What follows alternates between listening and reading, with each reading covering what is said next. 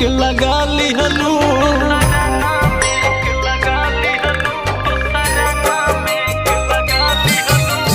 हाथ में मेहंदी मांगे से नूर दूसरा नाम के लगा लिहलू।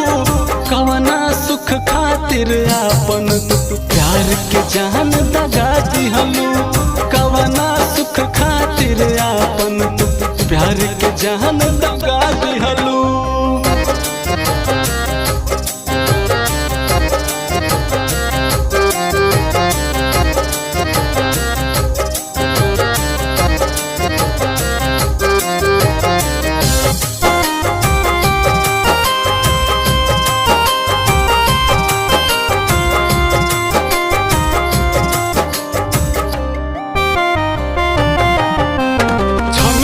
खातिर खुश रखलू फिर दर्द तू सारा दे गईलू।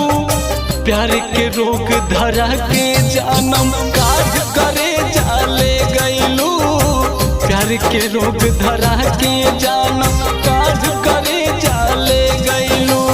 प्यार के बंधन कांच रहे का डोरी तू चटका दिहलू।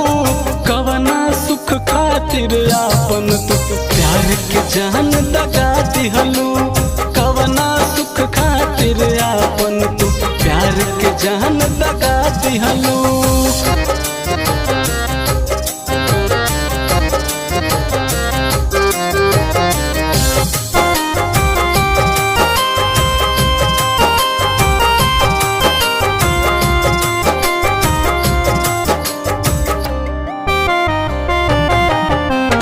याद जो करबू हमके नैना देखे खातिर तरसी हो। जब ना देखब तोहरा के तब लोरवा भर भर बरसी हो। जब ना देखब तोहरा के तब लोरवा भर भर बरसी हो। गोलू के बेगाना करके पंकज के तू सगा कैलू। कवना सुख खातिर आपन तू प्यार के जान दगा दिहलू।